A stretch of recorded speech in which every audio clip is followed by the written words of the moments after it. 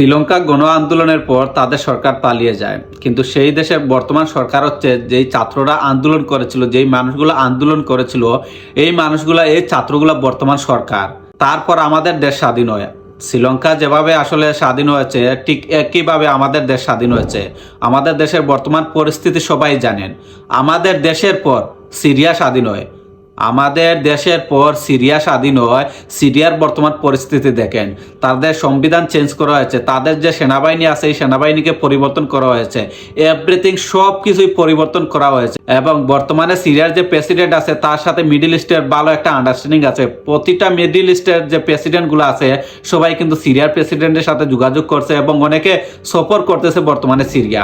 কিন্তু আফসোস, আমাদের দেশ এতদিন হয়ে গেল কিন্তু আমাদের দেশ এখনো স্বাভাবিক হতে পারলো না। আমাদের দেশের সংবিধান এখনো রয়ে গেছে। আমাদের দেশের যে স্বৈরাচারী সরকার ছিল এই স্বৈরাচারী সরকার এখনো রয়ে গেছে। আওয়ামী লীগ এখনো রয়ে গেছে।